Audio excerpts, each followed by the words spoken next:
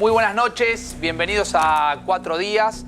Ya un poco les anticipé, va a estar Martín Tetaz con nosotros, entre otros invitados y obviamente el equipo de 4 días también, para desarrollar un poco lo que pasó en esta jornada. Pero si le tenemos que poner un título al día, y Willy lo estuvo explicando y recién lo hablábamos con Eduardo, el fondo dijo que no. Ahora, este es el título, esta es la noticia principal, si se quiere, ¿no? No hay en principio una bajada a esta noticia o si se quiere hay una bajada que podría convertirse o reconvertirse en pregunta. Vuelvo. El Fondo Monetario Internacional le dijo que no al gobierno de Macri, entonces uno podría preguntarse a esta hora de la noche, ¿sí? Son las 21:59, ahí tienen la manito allá, la manito del Fondo Monetario Internacional haciendo para abajo. El fondo dijo que no. Entonces uno podría preguntarse, ¿y ahora qué? ¿Y ahora qué pasa? ¿Y ahora qué viene? ¿Y ahora cómo se sigue? ¿Y ahora cómo se enfrenta? ¿Y ahora qué expectativas hay de cara a lo que viene? Hoy llegaron 2 noticias desde Washington, desde los Estados Unidos. La primera es una mala noticia. Y la dio este hombre que posiblemente no le conozcas la cara, ahora le vas a conocer. La cara es David Lipton. Su nombre es David Lipton. El cargo que este hombre tiene es titular interino del Fondo Monetario Internacional. ¿Qué dijo el señor Lipton? Ahora van a ver ustedes algunos detalles. Fíjense, ¿qué dijo el señor Lipton? A ver si tenemos las declaraciones de Lipton, que fue de alguna manera el mensajero de estas malas noticias, ¿sí? Ya van a ver ustedes qué dijo Lipton cuando pongamos la placa y vean ustedes las declaraciones. Dijo algo así, palabras más, palabras menos. La relación financiera con Argentina, yo les pido que presten el detalle de cada palabra. La relación financiera con Argentina puede que tenga que esperar un tiempo, ¿sí? A esta altura y a este nivel político y económico en el mundo se manejan como detalles de alta literalidad política. La relación financiera con Argentina pueda que tenga que esperar un tiempo. Fue la manera de Lipton de decir, por ahora la plata no va a ir a la Argentina, los 5.400 millones de dólares no van a ir a la Argentina. Decir que Argentina tiene que esperar un tiempo, como plantea Lipton, fue sin duda la forma más pintoresca, más políticamente correcta de confirmar efectivamente el freno justamente al desembolso de los 5.400 millones de dólares que fue en definitiva a negociar Macri directamente a Nueva York. En el gobierno de alguna manera ya presumían que este desenlace iba a ser el que terminó siendo después de esta reunión de ayer, martes, que quedó retratada en una foto donde aparece, y ustedes ahora la van a ver, donde está Lipton, a un costado está Lacunza, el ministro de Economía, y a otro costado está Guido Sanleris, el presidente del Banco Central. Ahí la van a ver, ahí está. Por un lado Lacunza, por otro lado Guido Sanleris, y en el medio el hombre de la corbata amarilla, David Lipton. El fondo dijo que no, y ahora, ¿qué viene? Ya en ese momento, ya en esa foto, quizás los rostros, después los podemos analizar, advertían que sería posible esta situación del no desembolso del fondo. Más que nada por el clima frío, que algunos de los cronistas que estuvieron cerca fueron contando, el clima frío de una reunión entre las autoridades del organismo y los 2 funcionarios argentinos antes mencionados. Ese encuentro, que según pudimos averiguar duró unos 40 minutos, en ese encuentro, Lacunza salió y le dijo a los medios, su manera de expresar la reunión fue una buena reunión. Fue lo poco que dijo el ministro de Economía. Por otro lado, el gobierno pudo presentar su posición, la posición que el gobierno mantiene, ¿sí? Que es la posición de alguien que quiere sostener todavía que ha cumplido. Dijo el gobierno, hemos cumplido cualitativa y cuantitativamente con los objetivos necesarios para destrabar el desembolso. Sin embargo, a pesar de ese gobierno que se intentó mostrar cumplidor, y ahora lo vamos a discutir, ni Lipton, ni el propio Alejandro Werner, que es el director del organismo para el hemisferio occidental, en esa reunión dieron señales de que el desembolso se iba a concretar. Por eso, de alguna manera, en los títulos que ustedes están viendo y que estamos contando, el fondo dijo que no, el gobierno ya sabía que esto podía suceder. Después podemos analizar cuál fue el costo político que pagó Macri al haber ido a Washington y al haber vuelto con las manos vacías por ahora. Lo único acordado es que el 14 de octubre, esto es días antes de las elecciones, en Washington van a recibir justamente una delegación técnica de Argentina para continuar con las tratativas. Ahora, hasta acá analizamos cuál fue la postura del gobierno, qué dijo el gobierno. Ahora podemos analizar la contraparte. Nunca nos olvidemos que para analizar el vínculo con el Fondo Monetario podemos analizar el vínculo, la relación entre un acreedor y un deudor. Hasta ahí te contamos qué es lo que fue diciendo el gobierno de Argentina, en la voz del ministro, en las interpretaciones de las distintas fuentes. Ahora, ¿qué fue lo que dijo Lipton? ¿Qué dijo el fondo, en definitiva? Hace pocas horas, se conocieron detalles de una entrevista que Lipton le dio a Bloomberg Radio. Las declaraciones de Lipton a Bloomberg Radio ratifican que las negociaciones se van a reflotar, en algún momento se van a reflotar, pero tras las elecciones de octubre. Ya con otro liderazgo en el Fondo Monetario, ya al mando de la búlgara, de la que le vas a escuchar hablar seguramente en las próximas semanas y en los próximos meses muchísimo, de Kristalina Georgieva, que este miércoles fue oficializada como directora gerente del Fondo Monetario Internacional. Kristalina Georgieva. Kristalina con K, que parezca increíble. Mírala, conocela, Kristalina Georgieva. ¿Qué dijo esta mujer? A ver si le podemos ver una imagen de ella. ¿La tenemos acá? A ver. Si podemos ver las declaraciones de Kristalina Georgieva. Es esta mujer, la nueva titular del Fondo Monetario Internacional. Dijo algo así: me siento honrada de haber sido seleccionada. ¿Sí? Ahí está su tweet. Me siento honrada de haber sido seleccionada para manejar como directora del Fondo Monetario Internacional. Es el tweet que ella envió, que ha tenido obviamente mucha repercusión. ¿Sí? Espero unirme al comprometido staff del Fondo Monetario Internacional para servir a nuestros 189 países miembros. Juntos, dijo Georgelina, trabajaremos para construir economías más fuertes. Hay que prenderle una vela a Georgelina, y mejorar, dijo Kristalina, perdón, Kristalina Georgieva. Se me mezcló Kristalina con el apellido. Se me mezcló apellido y nombre. Pero fíjense lo que dice esta mujer. Queremos mejorar la vida de las personas en todas partes. Prendámosle una vela a Kristalina. Indicó esta mujer que es la candidata que impulsaba el presidente, el francés, Emmanuel Macron. Ahí veían ustedes el tuit de Kristalina Georgieva. Dice algo así también: pronto nos acostumbraremos a los detalles que vienen. ¿Sí? Seguramente vas a escucharla mencionar mucho, los analistas la van a mencionar, van a contar de quién se trata.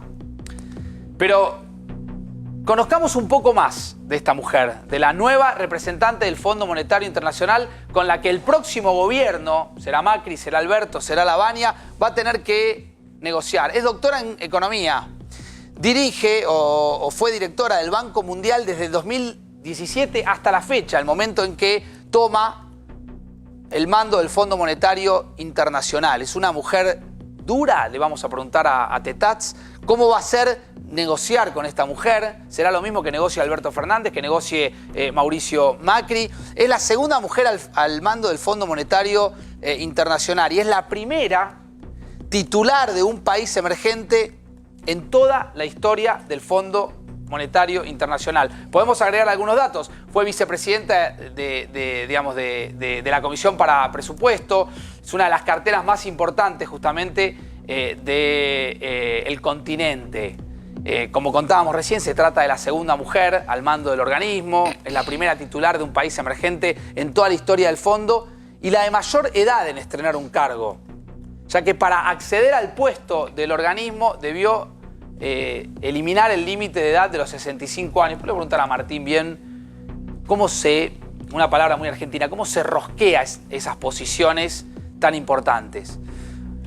Empezamos este programa hablando de dos noticias. Dos noticias que llegaron desde Washington. La primera fue una mala noticia para la Argentina, la acabamos de contar. Ahí producción eligió la manito para abajo.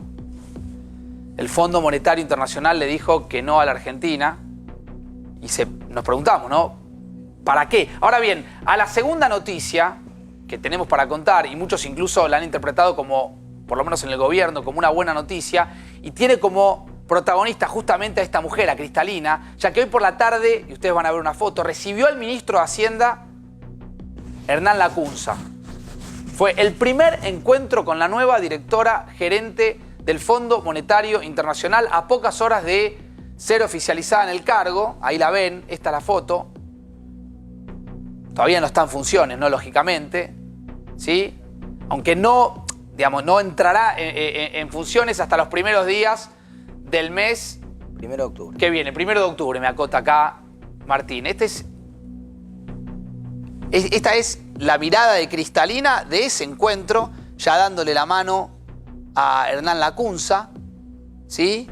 Confirmando que el 1 de octubre va a entrar en funciones, diciendo que Argentina es un miembro importante del Fondo Monetario Internacional en su segunda oración de este tuit. Ahora vamos a analizar esa foto, porque mañana en los diarios vos te vas a encontrar con tapas que van a decir que el Fondo Monetario Internacional confirmó que le puso fin de alguna manera, o un fin transitorio, a esta novela de si vienen o no los 5.400 millones de dólares. Otra pregunta que vos en tu casa te puedes estar haciendo hasta ahora es: ¿y en qué me modifica, en qué cambia mi vida si vienen o no vienen los 5.400 millones de dólares?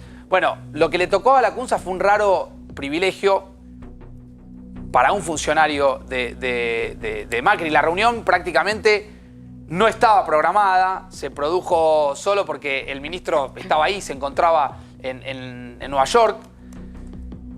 Pero para darle cierta continuidad a las conversaciones técnicas iniciadas un día antes con los responsables del fondo a cargo justamente del caso argentino, probablemente también tuvo que ver otra circunstancia. El programa con la Argentina es hoy, y esto lo va a explicar Tetats, y ahora lo voy a poner en términos más sencillos, pero el programa con la Argentina es hoy el más grande en la cartera de créditos del Fondo Monetario Internacional. Y su continuidad atraviesa las dudas derivadas justamente de la incertidumbre política. Hago un punto acá. Si nosotros tomamos al Fondo Monetario Internacional como un gran acreedor, si no me equivoco, Martín, el 60% de lo que 50%. 50% de lo que tiene prestado el fondo nos lo presta a nosotros, a vos, a mí.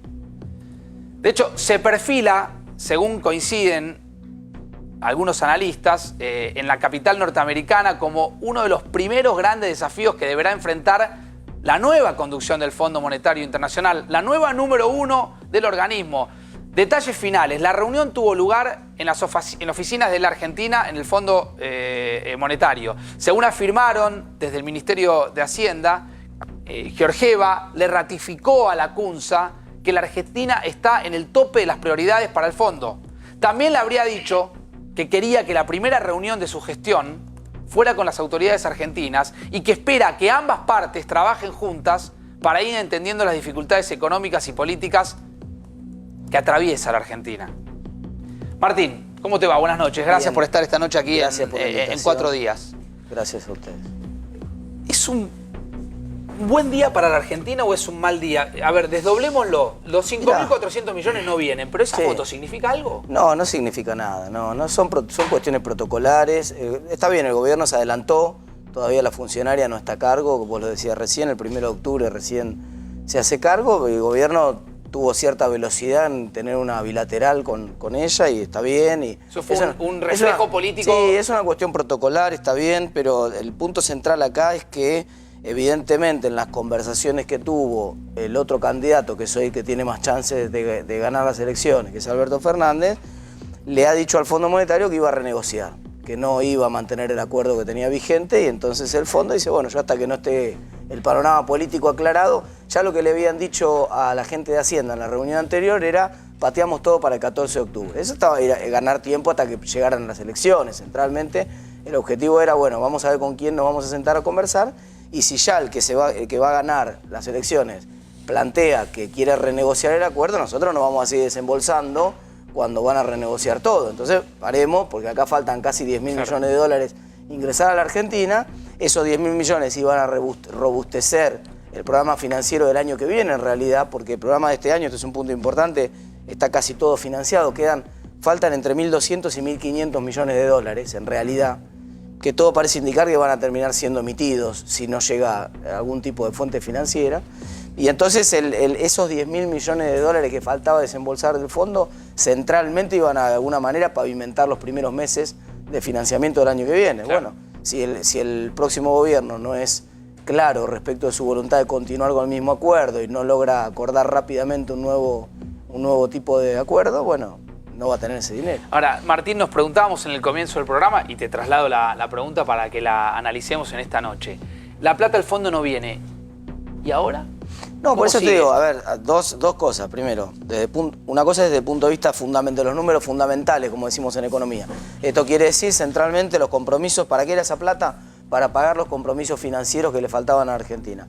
¿Le alcanza la plata que tiene en caja Argentina, más lo que puede renegociar con los propios, con el intrasector público, como se llama, con la ANSES, con los distintos organismos que tienen deuda? Sí, le faltan, como te decía hoy, entre 1.200 y 1.500 millones de dólares. En el peor escenario, que no tuviera renovaciones o que no pudiera colocar esos fondos, centralmente lo que estamos hablando es que va a tener que emitir alrededor de 70.000 millones de pesos. En las dos respuestas me hablaste de emisión. Claro, y bueno, ¿Y la emisión no es sinónimo de inflación? Esto es muy simple, esto es muy corto. Es corta la bocha. Vos cuando tenés... Corta la bocha. Claro, esto en finanzas es muy simple. Toda la deuda es hija del déficit fiscal. Si vos no tuvieras déficit, no tendrías que tomar deuda. Entonces, esto es un primer punto. Esto es, vos gastás más de lo que vos te no podés estar preocupado por la deuda y no por el déficit, porque es lo mismo, digamos. Entonces, si vos... Acá todavía hay déficit. Y diciembre es uno de los meses más complicados en ese sentido. Porque en diciembre tenés que pagar todos los aguinaldos, vacaciones, etc. Entonces, diciembre es un mes fuertemente deficitario. Ahora, buena parte de los compromisos que tiene Argentina que afrontar son en moneda local, no en moneda extranjera. De hecho, durante todos estos años, Argentina colocaba deuda externa, pero buena parte de los compromisos eran en moneda local. Entonces, había una operación con el Banco Central, cambiaban la deuda. Historia antigua a esta altura del campeonato. Lo que va a ocurrir ahora es que todo lo que no entre por recaudación o se quede corto de fondos el gobierno para financiar el mes de diciembre, esencialmente lo va a tener que emitir. Digamos, no hay muchas alternativas. Es o más impuestos, o emisión monetaria, o más ajuste. ¿Hoy la Argentina está emitiendo?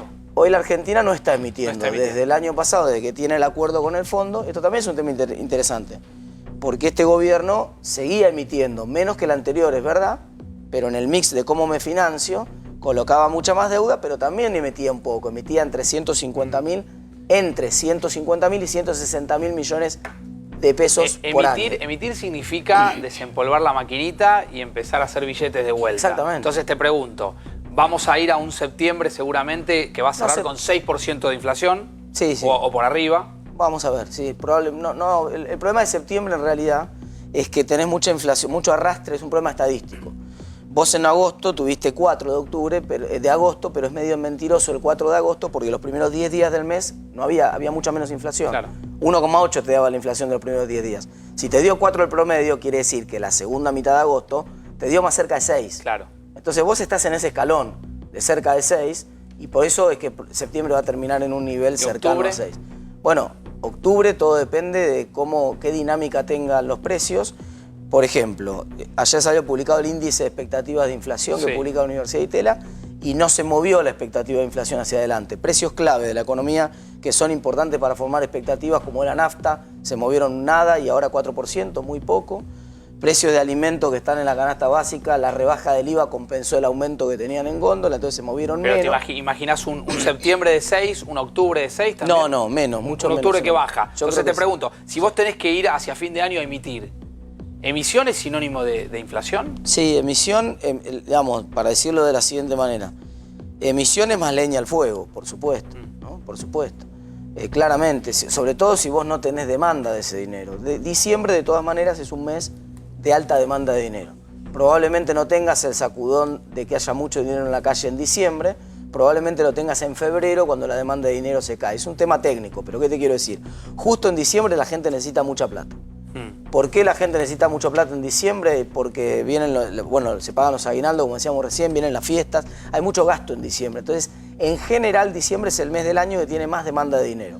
Y eso le da un changüí al gobierno, le permite emitir un poco en ese momento y es probable que esa oportunidad la aproveche. Bien, ¿cómo estamos de reservas? Y tenemos en estos momentos 49.300 millones. Podemos hacerla. A ver, yo me imagino que la conversación que todos los días tendrán la Cunza y Macri debe ser esta. ¿Cómo estás de reservas? Cantame. Hay una cuentita que hay que hacer. Sí, a ver. ¿Cómo es la cuentita? A ver, No. Ya estamos por debajo del nivel de los 50.000. Sí, sí. 49.000. Exacto, 49.300 más o menos son las De los reservas. cuales hay, Hay dos el swap chino. Sí, por eso hay dos grandes cajas ahí. ¿Dónde hay que mirar? ¿Dónde hay que prestar Hay la dos grandes atención? cajas. Hay reservas de libre disponibilidad que son 11.200 millones aproximadamente ahora. ¿Eso es lo que hay que mirar? Sí, y tenés la otra caja que es la contrapartida de los depósitos en dólares. Vos sabés que después del 2001, para que no vuelva a pasar un corralito, cada vez que vos depositas $100 en el banco agarra 50 de esos $100 y los pone en el Banco Central. Sí. Por la duda que vos lo vengas a pedir. Entonces, la mitad de la plata que está depositada en dólares, en realidad está encajada en el Banco Central. ¿Y la otra? La otra está prestada. Por ejemplo, prefinanciación de exportaciones, en realidad está prestada a corto plazo. Entonces, ¿qué te quiero decir? Ahí tenés casi 12.000 millones más, 11.000 y pico son a esta altura, que es otra caja que en realidad es para atender los depósitos, la salida de depósitos.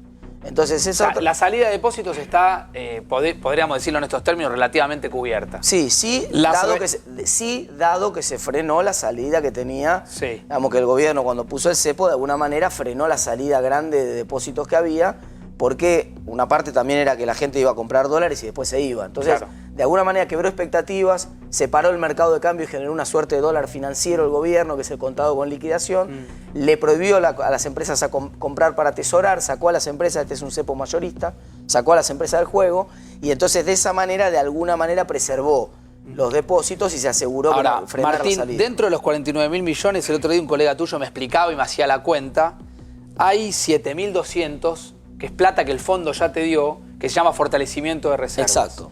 Pero que no tenés autorización. Si el fondo no te va a dar los 5.400, ¿no puedes ir a tocar eso? Digamos, a ver, vos no podés salir a romper compromisos que hiciste. ¿No está roto el compromiso con el fondo? No está roto porque en realidad el fondo centralmente no es que está en contra.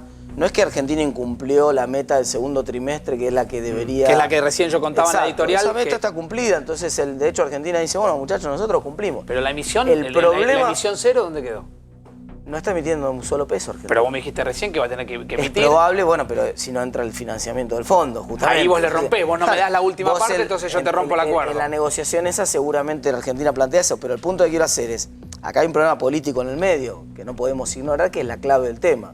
El problema político en el medio es que el fondo no va... Hay el famoso problema del pato rengo en ciencia política, ¿no? Esta idea de que cuando ya estás en el final de tu mandato te quedás sin poder. Y entonces el Fondo Monetario dice, ¿con quién hablo yo? Cosa que normalmente no tendría que pasar en ningún país del mundo, porque alguien podría decir, ¿el fondo qué le importa a la política argentina? Claro. Un problema de Argentina. Nosotros tenemos el derecho para elegir el candidato a presidente, se nos cante soberanamente y no tiene por qué importarle al fondo. Pero da la casualidad que el candidato a presidente con más chances dijo que se va a sentar a negociar de movida. O sea, no dijo, yo voy a cumplir el acuerdo con el fondo como está y después veremos. Dijo, yo me voy a sentar a negociar el día 1. Entonces, Martín, ¿qué crees que piensa el Fondo Monetario de Alberto? Creo que piensa que quiere hacer un cambio de acuerdo. O sea, quiere hacer un acuerdo nuevo y que ese acuerdo... ¿Con quita o solamente estirar los plazos? No se puede hacer quita con el Fondo Monetario. Se puede. Vos lo que podés hacer con el Fondo Monetario es un acuerdo nuevo. Ese acuerdo nuevo es un acuerdo de largo plazo, una característica técnica. El fondo tiene distintos tipos de acuerdos. El acuerdo de largo plazo es un acuerdo en el cual vos condicionás una serie de reformas estructurales que probablemente tengan que ver con la reforma laboral, con la reforma previsional, con la reforma impositiva, las reformas de las que siempre se habla. Entonces, ellos te dicen, no hay ningún problema. Eso que vos, porque acá no había vencimientos grandes con el fondo del año que viene ni el otro. De hecho, todavía entraba plata el año que viene del fondo. Acá los vencimientos ¿Cuándo le grandes... tenías que empezar a devolver al fondo? 2023. ¿Cuánto? 25 mil millones cada año. Número redondo tenías que devolver 50 mil palos lucas entre esos 2 años, 2022 y ¿Y dónde la 2023. Bueno, si Argentina hubiera normalizado su economía, volvía a los mercados financieros, eso le permitía rolear, que es lo que normalmente hacen los países. Tomo una deuda de él y te pago a vos, ¿entendés? Eso es lo que normalmente hacen los países.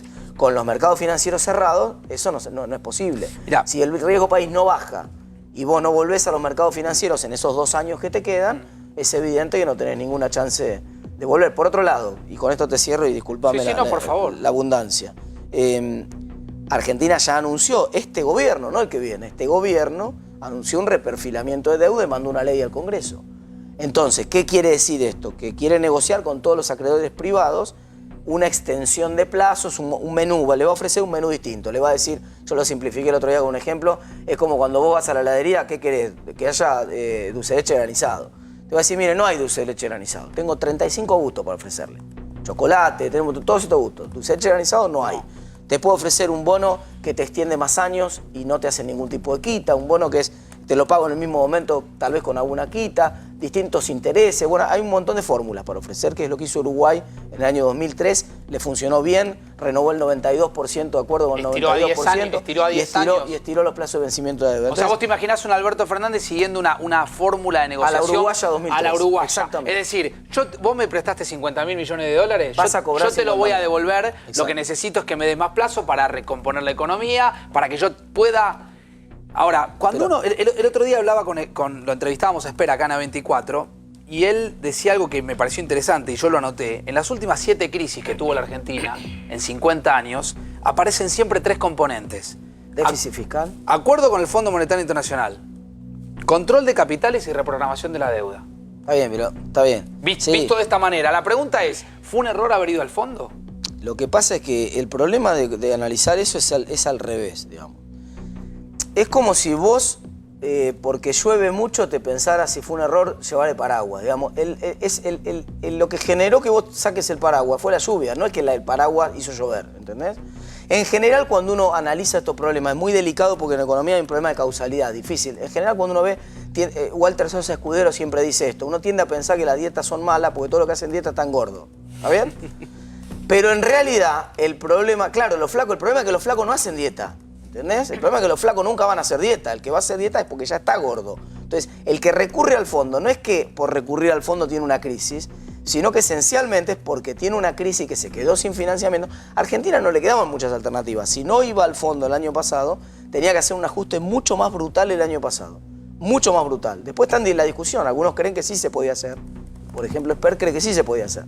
Algunos piensan que... Sin recurrir al fondo. Sin recurrir al fondo. Te insisto, sin recurrir al fondo, el ajuste tendría que haber sido más brutal. Esto hubiera implicado quitas en las jubilaciones, quitas en los planes sociales, hubiera implicado... Porque el déficit fiscal es para financiar todo eso. Claro. En el déficit fiscal vos estás financiando cosas que a todos nos parecen bien, que nos parecían bien. Digamos, jubilamos a un montón de gente que tenía derecho a tener algún tipo de ingreso. Está bien, pero después hay que pagarlo. Claro.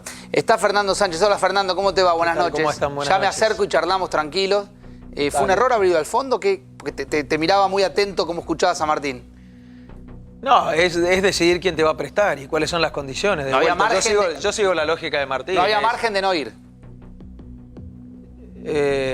No, hubiese sido difícil y la discusión es un poco... primero es temporánea. En segundo lugar, era una salida bastante barata y bastante fácil en relación a lo que tenías como alternativa. Y en tercer lugar, la única alternativa que no era viable era no pagar las obligaciones que el Estado tiene con sus ciudadanos, lo que decía Martín. Entonces, no hay que mirar tanto cuáles son las alternativas de financiamiento, sino qué es lo que te hace necesitar esa cantidad de financiamiento. Ya me acerco y charlamos tranquilo. Dale. ¿Vos estás dentro del gobierno en el ala de los optimistas? Yo siempre soy Hay un optimista. ala de optimistas en el gobierno. Yo soy optimista siempre. Vos trabajás cerca de Marcos Peña. Sí.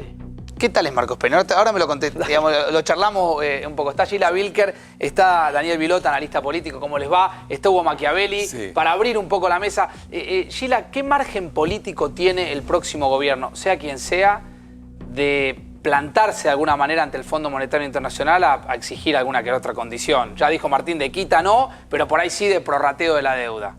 Bueno, ya hubo un comunicado en el que el Frente de Todos, de alguna manera, planteó la idea de corresponsabilidad entre el gobierno actual y el Fondo Monetario, ¿no? Digamos, o sea, ya hubo una primera tirada de piedras, te diría.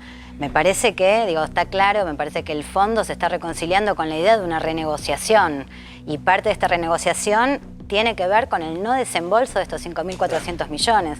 O sea, vamos a ver cuáles son los márgenes y en qué términos se renegocia. Daniel, Alberto puede tener una mirada distinta a la de Cristina. Vos escribiste bastante, digamos... La tienen, pero respecto a esto, ¿van a tener que unificar miradas? Vamos a ver. A ver, ¿cómo es eso? Y claro, bueno, uno escucha a Cristina el sábado pasado en La Matanza y no parece estar tratando de acercarse a la mirada de Alberto. Si vos decís que vas a mirar cómo se forman los precios en la Argentina, que vas a revisar ganancias, y tenés el candidato a presidente que quiere un acuerdo de precios y salarios, y sale el representante de las centrales de alimentos a decir que esa es una muy mala idea, y tenés un combo donde parece muy difícil que uno lleguemos a esa situación, si el que gana es Alberto, en una armonía. Ahora, parece Martín, que ya hay tensión. ¿hay margen para explicarle al Fondo Monetario Internacional que hay diferencias o distancias entre el candidato a presidente? Pero no lo tiene que explicar, el fondo no tiene por qué entenderlo, ese es un problema de la Argentina. O si Alberto cree que el problema de la deuda es de Macri, no de él. La continuidad jurídica de los estados existe. No, yo quería preguntar justamente, y a Martín especialmente, ¿qué es lo que pasa si Argentina cumplió con estas metas? Hoy te escuchaba también decir lo mismo. ¿Por qué finalmente se bloquea este fondo? Entiendo que es por el cambio y demás, pero digo... ¿Es porque de algún modo no quieren o no creen en este posible acuerdo que vendrá? No, claro, es lo que contaba Gilda, lo que el decía Gilda recién, se da una situación extraordinaria que no es habitual en los países, que en la continuidad política hay una altísima probabilidad que gane un candidato que ya está diciendo que va a romper el acuerdo. Entonces, tampoco vos podés estar desembolsando alegremente los recursos que son de los países socios del Fondo Monetario, porque después vas a tener una responsabilidad de tener que explicar qué pasó. A ver, Daniel. Entonces, No, creo que fue esta mañana que Álvarez Agis dijo además que era inaceptable que el fondo no mandara el dinero. Es bastante peculiar que vos le digas al que te está prestando cómo es aceptable y inaceptable cuando vos le debés. Pero tiene razón Agis en ese sentido. Sí, claro, tiene realidad, razón, pero digo, no parece un momento... La lógica se tendría que ser esta. El Fondo Monetario no tendría por qué meterse en la política argentina, no le importa, es un problema de Argentina. Y Argentina tendría que tener una solución de continuidad que no dependiera de quién está en el cargo, respecto de que, bueno, nosotros firmamos un acuerdo con el Fondo Monetario Internacional, lo tenemos que mantener. La solución de continuidad sería lo que tanto se habló y se comparó con Brasil cuando se sentaron a hacer un acuerdo con Lula de por medio, diciendo, pase lo que pase, gane quien gane, vamos a tomar estos 4 compromisos. ¿Lo ves viable, Gila, eso? A ver, la primera cuestión es, me da la impresión de que el fondo convalida algo del orden de el vacío de poder. Viste que hace mucho tiempo que ya no se viene hablando más de vacío de poder. Pero de alguna manera esto que vos planteabas como Pato Rengo, Martín, es esto. O sea, es el fondo convalidando esta gran incógnita, este fin de mandato de un presidente. Entonces, bueno, a ver, se supone que hay continuidad jurídica, pero también sabemos que el próximo presidente ya planteó, sin renegociación, esto es inviable. Ahora, Martín, yo no diría hay vacío de poder, yo lo que diría es claramente que hay otro poder distinto, no es que hay, digamos, es que el poder que importa, le importa al fondo, es quien le va a devolver la plata a partir de que termine de desembolsar. Bueno, el problema es ahora. El poder no está vacío, el poder son 3 meses Mauricio Macri y 48 Alberto Fernández. Pato Rengo, lo dijiste vos.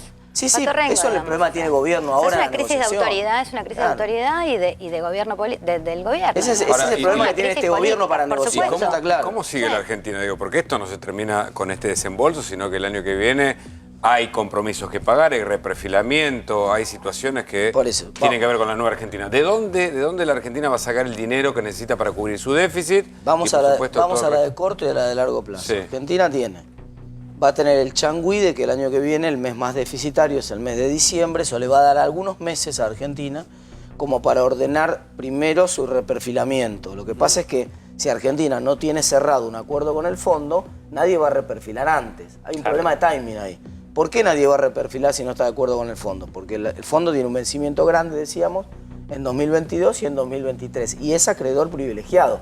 Nadie defaulteó nunca con el fondo. Entonces, es medio raro pensar que no le van a pagar al fondo. Entonces, ¿qué van a hacer? Le van a pagar primero al fondo. Entonces, yo soy un acreedor que tengo ese radio. Digo, primero quiero ver el acuerdo con el fondo. Yo no voy a reperfilar una deuda para que después no me la paguen a mí. Claro, porque claro. Martín, te quiero hacer una pregunta de la que supongo no tenés la respuesta, pero como estamos en tele vamos a hacer el esfuerzo de responderla, entre todos un poco, ¿no? ¿Qué país crees que tiene en la cabeza en términos económicos Alberto Fernández? Pero para el que nos está viendo ahora en su casa que tiene una pyme, o para alguien que tiene una empresa un poco más grande, o para alguien que es profesional, que es autónomo, digo, cuando se tiene que pensar en el país que viene, se habla mucho de un país más productivista y toda esa, digamos, se habla permanentemente de esto. ¿Qué crees que tiene en la cabeza en términos económicos Alberto Fernández? Yo creo que tiene un discurso que es el que tiene que ver con lo que le habla a su gente, que es un discurso políticamente conveniente para su gente, pero que toda la gente que trabaja con él sabe que la situación es delicada y que no hay margen para hacer ninguna estupidez. O sea, a ver, te reinterpreto o me decís sí o no. Él tiene que dar un discurso político que sabe que no lo puede respaldar económicamente. Exactamente. Él dice, en realidad es la gran lo que le pasó a este señor de Chubut. Arcioni. Gran Arcioni. Porque cuando él dice voy a aumentar 20% las jubilaciones cuando llego, las jubilaciones son el 50% de gasto público. Si vos aumentás 20% las jubilaciones, lo que quiere decir que estás aumentando 10% todo el gasto público. En un país que no tiene plata para pagar, que está, digamos, llegando con lo justo, por ejemplo, con la lengua afuera. Pero estamos discutiendo que van a faltar $1.000 millones para cerrar el programa financiero. Frases hechas que se han escuchado mucho durante este tiempo, después la voy a discutir con Fernando. Este gobierno gobierna para los ricos. ¿Vos te imaginás un gobierno de Alberto Fernández, si le toca gobernar, gobernando para quién y cómo y de qué manera? ¿O es eso donde vos creés que choca ahí el discurso político con lo económico? Lo que pasa es que el discurso a mí no me interesa, a mí me interesan los hechos. Te digo por qué. Porque, digamos, este gobierno, hay un problema en Argentina, que es que nosotros estamos atentando sistemáticamente contra la moneda, contra el ahorro y sin importar quién está en el gobierno. Este gobierno, por ejemplo, puso un impuesto a la renta financiera. Digamos, ¿eso es gobernar para los ricos? ¿Poner un impuesto de renta financiera? Eso es una tremenda estupidez, porque es un mal impuesto que genera un montón de problemas, etc. Pero claramente no gobernar para los ricos. Universalizar la asignación universal. Que de asignación universal lo único que tenía era el nombre, porque no era universal. Ahora es universal. Metió 1,5 millones más de personas en la asignación universal. ¿Eso es gobernar para los ricos? Entonces, digamos, hay un montón de políticas que el gasto público social sea récord histórico en la Argentina. ¿Eso es gobernar para los ricos? Sheila, ¿y políticamente qué es Alberto Fernández? ¿Es un moderado, como dicen? ¿Es un hombre que llegó ahí porque las circunstancias lo pusieron? ¿Es un armador político que de repente se tiene que convertir en presidente? Bueno, es una se va suerte convirtiendo lentamente, digamos, o sea, tengo la impresión que lentamente, o te diría más rápido que lento, se va calzando el traje, ¿no? Digamos, o sea, ¿Y cómo lo está haciendo eso? Bueno, a ver, cuando uno veía el Alberto tras el anuncio de Cristina, uno veía una figura, te diría, bajo el ala. Hoy ves una figura con una autonomía mucho mayor. ¿Coincidís, ¿no? Daniel? Digamos, o sea, digo, No. me da la impresión... A ver, no, bueno, perdón, ¿cómo? digo, si tuviese que usar una metáfora, yo diría, pasó de ser el títere al equilibrista. A ver, Daniel. ¿No? No, yo creo que un dirigente es alguien que alguna vez tuvo poder territorial, es decir, manda sobre un territorio. Jamás Alberto Fernández logró eso, es la primera vez que está ante esa posibilidad. A partir de ahí, en su gobierno, seguramente veremos si logra convertirse, en efecto, en un dirigente. Jamás se me ocurrió que fuera un títere, lo conozco, Alberto, pero sí miro algunas cosas como las que pasaron en Mendoza, donde el grueso de los gobernadores concurrió a respaldarlo más a él que a Anabela Fernández Sagasti, luego de lo que dijo Cristina. Sheila, ¿en política vale comparar? ¿Va a ser parecido un gobierno, si le toca gobernar, de Néstor Kirchner? ¿O no existe esa comparación? A ver, es un antecedente. Yo lo que te diría es, tienen su haber, tienen entre sus cucardas el haber estado ahí en esos difíciles años del 2003, 2004, 2005, cuando estábamos saliendo de la crisis del 2001. Es una experiencia. Y hoy es una experiencia importante. Ahora, comparar los momentos, ¿viste? Martín, la los vida momentos social, son completamente la vida distintos. social no Claro, se, no porque se, hay un no se replica. Claro, hay un tema que en el 2003, cuando le toca asumir y por lo tanto ser jefe de gabinete a Alberto, la economía ya venía creciendo, hacía 5 meses consecutivos del 5%, había superávit fiscal, superávit externo. Este es un tema importante porque cuando vos dijiste cuáles son los denominadores de las crisis, el denominador de la crisis no es el Fondo Monetario. El Pero denominador de estuvo las siempre, crisis, Martín, ahí. pero es como que vos me digas que el denominador de una crisis de salud es el hospital. Y yo te voy a decir, sí, el Está denominador bien. de la crisis es que siempre terminás en el hospital. Pero lo que te generó la crisis es que vos siempre fumaste, que vos nunca te cuidaste en el peso, que vos tenías una vida sedentaria. Y acá, ¿cuáles son los denominadores comunes de la crisis en Argentina? Siempre tiene déficit fiscal, siempre gasta más dólares de lo que genera, siempre tiene problemas para generar abastecimiento energético. Es decir, cuando vos ves los problemas denominadores comunes de las 15 crisis que tuvo Argentina en los últimos 70 años, aparece sistemáticamente estos tres temas. Eso en el 2003 ya se había ajustado en el 2002. Es decir, el ajuste brutal que se había hecho en el 2002 le había servido en bandeja a una economía que en lo social tenía muchos problemas, pobreza altísima, desempleo alto, etcétera, pero que en lo macro, en las variables macro ya estaba ordenada. Fernando, ¿por qué no se pudo? No sé, en realidad es porque las tareas son muchas y porque el desorden era muy grande. Yo estaba pensando en cuando hablaban ustedes qué es lo que sí se pudo y qué es lo que no se pudo. Y entonces, y siguiendo un poco el razonamiento recién de Martín, cuando vos tenés una casa que va acumulando desorden y problemas, vos pensás en una casa. Nosotros tenemos un país que es nuestra casa, que es la casa de todos, con una gran diferencia, que ahora te voy a decir por qué no se puede asimilar una cosa a la otra, pero para que se entienda. No es solo el desorden, te empiezan a fallar las cañerías, te empieza a fallar la estructura, primero aparece la humedad, después hasta que tenés un problema, una posibilidad de un colapso. Entonces, vos tenés que ir manteniendo tu casa, vos tenés que ir poniéndole plata, dejar de disfrutar un poquito para ponerle plata, para poder ordenarla, dejarla que funcione, etcétera, etcétera. La diferencia entre una casa, una familia, una economía personal, individual y un país es que vos tenés que reconciliar. Cuando a mí me toca pagar mis cuentas, yo sé cuánto me ingresa de lo que trabajo y cuánto tengo que pagar. Mi economía está ordenada, porque yo soy ordenado. Otro puede ser desordenado, pero sabe cuánto le ingresa y cuánto le sale. El problema de un país es que reconciliar la macro y la micro es tarea de la política. Ni siquiera de los economistas. Los economistas piensan en la macro, aunque saben de la micro, los ciudadanos pensamos en la micro y ni nos enteramos de la macro. Es decir, un jubilado que te dice de la mínima, che, no me alcanza. Pero son millones y millones de jubilados y son millones y millones de asignaciones familiares y son millones y millones de empleados públicos y son millones y millones de policías para darnos seguridad a todos nosotros y son millones y millones y millones y millones.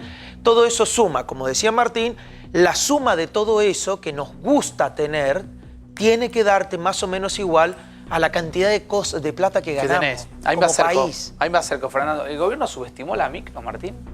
No, la micro no, subestimó la macro, el problema de la ¿crees? inflación, subestimó el problema de la inflación claramente, subestimó la facilidad con la que podía recibir inversiones, eso claramente lo subestimó, sí, sin ninguna duda, le costó muchísimo bajar la inflación. Cuando había empezado además el camino de bajar la inflación, no, digamos, tuvo una discusión política ahí en el medio en la cual, digamos, abandonó el caballo en la mitad del río y el resultado está a la vista. ¿Y el consumo interno se puede incentivar sin generar o sin darle a la maquinita necesariamente? Porque ese es uno de los problemas que se plantea a raíz de las pymes, ¿no? Es que es un mito que se puede incentivar el consumo dándole a la maquinita. No se puede. Los años que le dieron más a la maquinita y hubo más inflación, el consumo se derrumbó. No en este gobierno, también en el anterior. El gobierno anterior también tuvo una crisis en el 2014 con 40% de inflación por darle de más a la maquinita. ¿Y en entonces general, cómo haces con las pymes? Bueno, está bien, pero el problema es que vos primero tenés un paciente que lo tenés que estabilizar. Este paciente que vos lo tenés que estabilizar está en una crisis que primero estamos discutiendo cómo termina de ordenar sus finanzas. Ordenar sus finanzas quiere decir renegociar la deuda con los acreedores privados, con el Fondo Monetario. Eso le va a llevar todo el primer año. En ese primer año no le podemos pedir ni al nuevo gobierno ni a nadie que además tenga medidas que sean expansivas para la actividad económica, porque las finanzas no lo permiten. Ahora, ahí donde está sentado Fernando, ayer Esteban Bullrich le dijo a Majul, Majul le preguntó algo parecido a lo que yo le preguntaba a Fernando, ¿qué pasó? ¿No? Es lo que uno le pregunta cuando tiene la posibilidad de conversar con un funcionario del gobierno. Y Esteban Bullrich dijo algo que a mí me llamó la atención, quizás por eso yo me quedé pensando en la micro y la macro, por ahí no de la economía, sino de la vida de cada uno. Bullrich dijo algo así como, nos desconectamos de la gente. Totalmente de acuerdo. Sheila. Totalmente de acuerdo. En los estudios cualitativos donde uno puede indagar más en profundidad, esto se veía con una claridad total. A ver, explícame qué es nos desconectamos de la gente. Nos desconectamos de la gente es no supieron escuchar la profundidad de una expresión que es la plata no me alcanza. Pero a partir de 2017, porque el 2017 actuó triunfo, lo ganaron. Mira, en el 2016 ya estaba esa expresión, la plata no me alcanza. Uno lo formula así, la plata no me alcanza. Para algunos la plata no me alcanza es no llego a fin de mes, no puedo llenar la heladera. Para otros es no puedo viajar 5 veces, no sé, una vez por año a Europa. Se formula igual, el alcance del recorte es distinto. En el 16 se decía en el 16 y 17, también se hablaba de la crisis y el sufrimiento económico. Ahora, esa crisis y el sufrimiento económico no fue tan fuerte como terminó siendo, digo, hubo una intensificación, yo diría muy drástica, muy dramática de la situación del cotidiano, te diría del grueso de la población. Y la verdad que el gobierno tenía investigaciones, no quiso escuchar, hasta que no tuvo el principio de realidad de las urnas, no activó. Daniel. Después de la victoria del 2017, yo creo que el gobierno entendió que eso era un aval para continuar con una política de ajuste y no entendió el ritmo. Claramente ahí comienza la crisis que cita Martín, creo que es entre diciembre y enero, ¿no? Pues la crisis bueno, esa es la crisis política de diciembre y después vino la hecatombe cuando se le cerró el financiamiento en mayo. A eso me refiero. Y además, una cosa más, llegó al cepo tarde. Finalmente lo terminó poniendo, me da la impresión, en el medio mucha fuga, o sea, lo terminó poniendo tarde. Entonces, digo, esa decisión de no al cepo también tuvo que ver con una decisión de carácter electoral, me pareció a mí. ¿Es suficiente este cepo, Martín? Entonces, no, el cepo es un espanto. El cepo es un espanto total. Lo que pasa es que es un torniquete que vos haces en una situación de emergencia en la cual tenés que llegar con el paciente a terapia intensiva, pero después ninguna economía del mundo funciona con un cepo. A ver, Fernando. Es un espanto el cepo, no es que llegamos tarde. Es que de todas maneras quisimos evitar una anomalía más a la economía argentina, que ya es una economía bastante anómala. Entonces, llegaste igual, pero llegaste tarde, es a la llegaste después de la inversa. Si fuga. no, yo sería Axel Kicillof. Creería que tenemos que vivir de lo nuestro, encerrarnos con nosotros, poner rejas, cepo. Vos tendrías que pedir permiso para ir a Brasil una semana de vacaciones. No, eso no es una economía, no es una economía, no es un país libre. Yo quiero un país libre. Ese país libre tiene que ser un país ordenado y tiene que ser un país responsable. Tiene que ser un país responsable en lo social y toda la Argentina tiene que ser un país responsable en lo económico para poder sostener eso que nos gusta, porque nos sirve tener un año sí, 5 no. ¿Se entiende o no? Clarísimo, Entonces, sí. no es que llegamos tarde al cepo. Nosotros jamás quisimos ni queremos cepo. Es más, queremos salir de los cepo, como se llamen restricciones, lo antes posible. Porque el cepo significa que del otro lado hay alguien que está desconfiando. El cepo es una reacción a una desconfianza. Pero hace mucho que hay desconfianza. No, pero... Hace mucho que hay desconfianza. Pero bancame un segundo. Las economías y los países que les va bien, los ciudadanos que creen en sus propias instituciones, en su propia economía, en sus propios países, en sus propias decisiones, confían en su sistema. Por eso yo te decía, es un éxito la economía de Axel Kicillof y de Cristina Kirchner, que a pesar de haber tenido mayoría parlamentaria, mucha guita, 12 años, terminó vos pidiéndole permiso para ir una semana a Brasil con 500 reales. Ahora, Fernando. Es un fracaso. Me parece que Fernando utiliza la palabra de Argentina, ¿no? Y saliendo de Cristina y saliendo de Macri, saliendo del kirchnerismo, saliendo del macrismo, saliendo de esos 12 años y de estos 4 o casi 4, la Argentina, Martín, está jodida económicamente hace mucho tiempo, ¿sí? Ni que hablar de los índices sociales de pobreza, uno los puede ir a buscar previo a la dictadura, donde había 3, casi 4% de pobres en la Argentina. La dictadura fue una catástrofe, no solo en todos los términos que la conocemos, sino en términos económicos. Pero, ¿dónde se empezó, como dice Vargas Llosa? ¿Dónde se empezó? Sí. ¿Cuándo se empezó a joder el Perú? Dice ¿cuándo se empezó a complicar esto? Que no hay gobierno democrático que le pegue, que no hay manera de encontrar un lineamiento. Que alguna vez dolarizaste, fuiste a una convertibilidad, que muchos dijeron fue la solución para una inflación, se salió tarde de la convertibilidad. Son procesos. Yo creo que hay dos fenómenos que en la historia del siglo XX marcaron el destino de la Argentina. El primer fenómeno es que el mundo se cerró al comercio internacional y la Argentina era una economía muy inserta en el mundo hasta los años 30. El mundo se cerró durante el 30 hasta el 45 y después volvió a abrirse masivamente al comercio internacional y nosotros elegimos en esa segunda oportunidad quedarnos cerrados, vivir con lo nuestro, lo que decía Fernando recién. Ese fue un gran problema. Nosotros nos aislamos del mundo cuando el mundo empujaba para arriba, cuando el mundo sacó y generó desarrollo en un montón de países, nosotros nos encerramos y generamos un montón de problemas. Y el segundo problema es que en todo el mundo hubo un avance de los estados de bienestar. El Estado representaba a principios del siglo pasado 5 o 10 puntos del PBI en todo el mundo. Sí.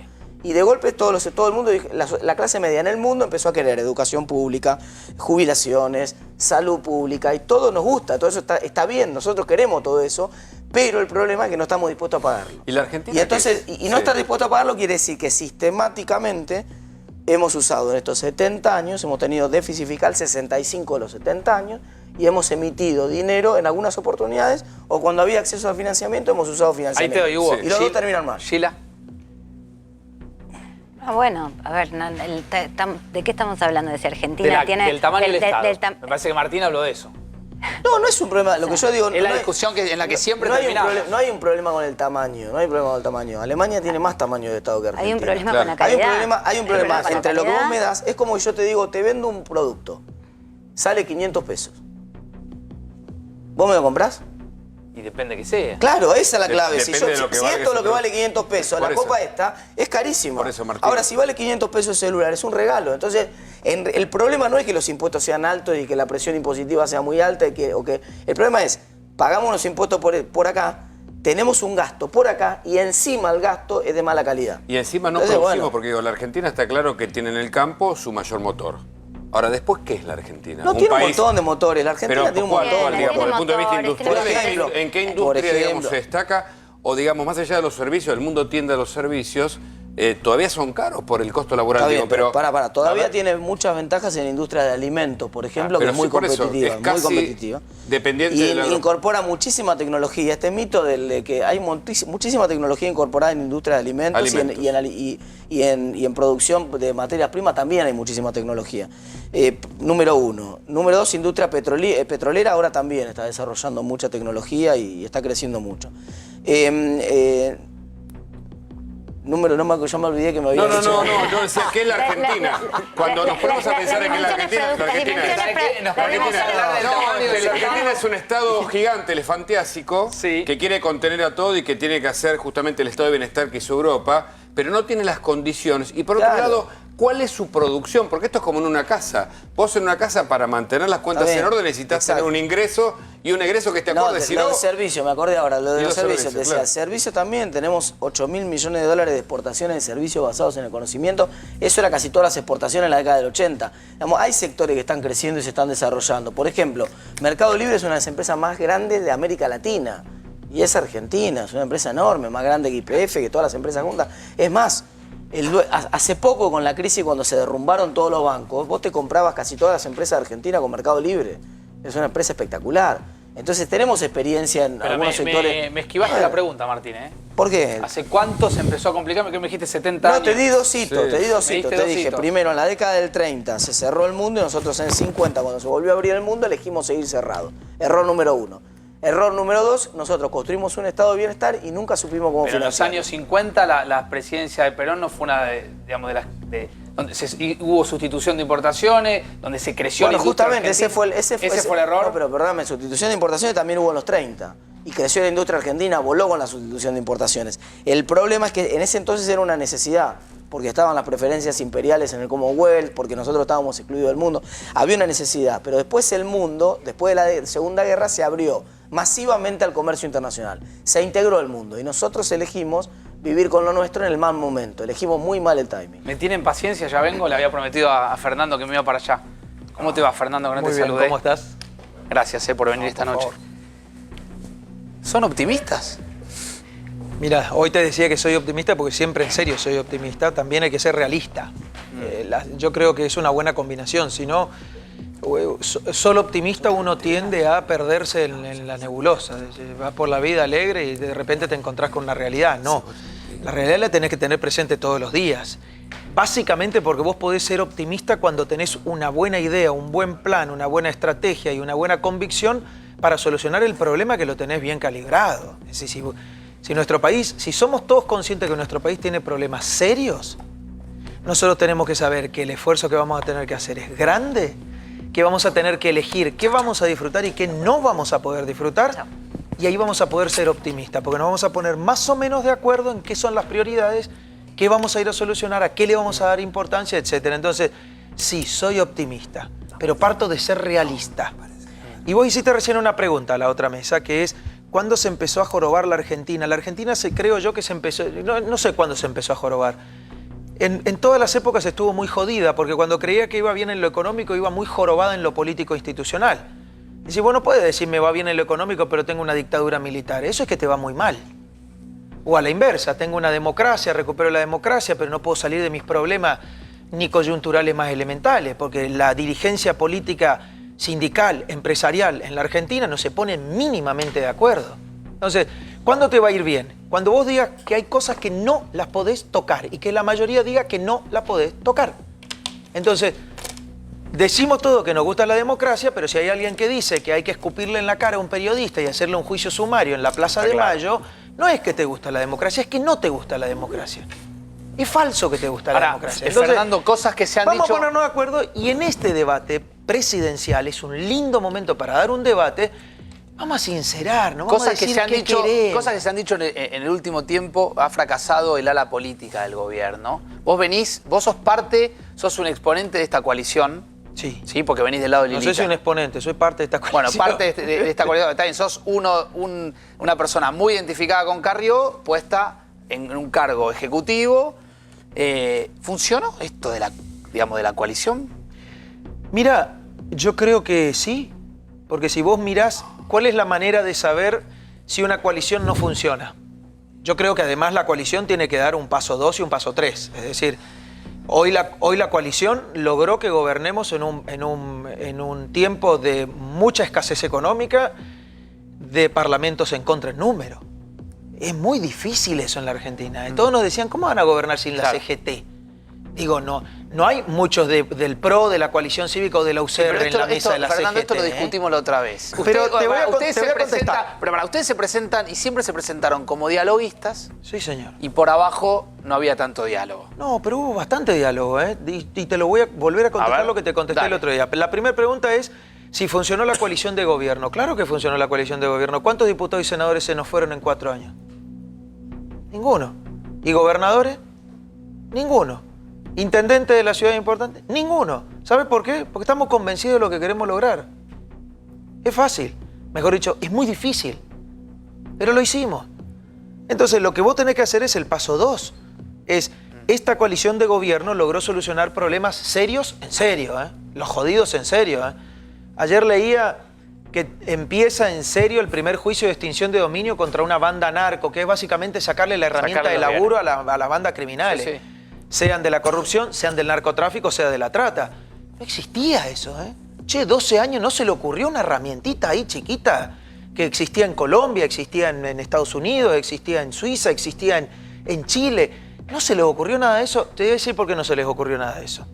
Porque cuando vos sos un gobierno, como fueron los 12 años del gobierno de Néstor y de Cristina, que no te interesa la transparencia, que no te interesa pelear contra el narcotráfico, que no te interesa sanear los barrios donde la gente se caga a tiro, y la gente que sale a laburar y que no quiere saber nada con el narcotráfico tiene que andar así para ver si sobrevive, no les interesaba, hermano, no les interesaba. Entonces, ninguna de esas herramientas existía. La ley del arrepentido no existía. Existía para narcotráfico, ¿se usaba? No se usaba. Y digo, che, loco, la jefa de los fiscales, que es la que tiene que impulsar las querellas criminales, de narcotráfico, de trata, era Alejandra Gil Carbó. Porque ya nos olvidamos de Alejandra Gil Carbó. Nos olvidamos. Una mina que le daba instrucción a los fiscales de que no hagan nada. Fernando, te agradezco. Y hoy nosotros tenemos un jefe de fiscales que no lo designamos nosotros y podemos trabajar perfectamente. ¿Qué le dimos? Le dimos herramientas. ¿Y qué incentivamos? A que la sociedad exija. Entonces lo que yo digo es, hay salida para la economía, porque hay salida para un país que decide hacer el camino, que no es fácil, pero que te va a permitir tener un horizonte de largo plazo. Fernando. En el corto, no dentro de 50 años. Muchas gracias. Gracias a vos. Gracias. Hugo, ¿me ayudás con un consejo? Por supuesto. Dale. Los Haroldos Vinos Finos con Ángel, los Haroldos Estate. Mucho más de lo que esperás.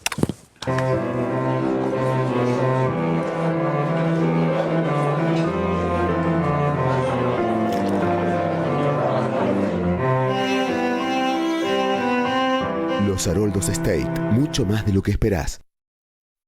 Atención, hay información que la desarrolla Hugo, tiene que ver con las presiones que empiezan a aparecer en la justicia para buscar libertades. Hugo, a ver. Claro, vos sabés, Facundo, que hay dos aspectos que me parece que vamos a tener que seguir de cerca, los periodistas, que tienen que ver, por un lado, con los detenidos K, así llamados en un sentido, y los otros, los arrepentidos. Arrancamos por estos primeros. ¿Quiénes están presos y quiénes pueden obtener la libertad? A ver. Vas a verlo allí en un resumen. Tomamos algunos casos bien emblemáticos para entender qué puede pasar con cada uno. Devido, Mirá, Cristóbal. Julio Devido cumple 70 años en diciembre. Puede obtener, incluso Carrió mismo, dijo que por razones de salud podría obtener la prisión domiciliaria e incluso la libertad y seguir procesado.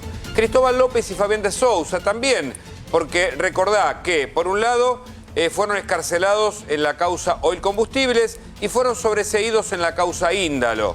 Y la Cámara Federal ahora debe decidir si les da o no la excarcelación, porque el juez Bonadío los tiene procesados con preventiva y por ahora no se los otorgó. Y también hay dos empresarios, Gerardo Ferreira y Tomás, que también están solicitando y la Cámara Federal deberá decidir. Bien, Hugo, gracias. Sheila, como siempre es un placer escucharte. Muchas gracias por venir. Lo mismo, Daniel, para vos. Gracias por haber estado esta noche. Nos vemos pronto. Mañana 4 días también acá con todo el equipo y quédense con Babi. Chau, chau.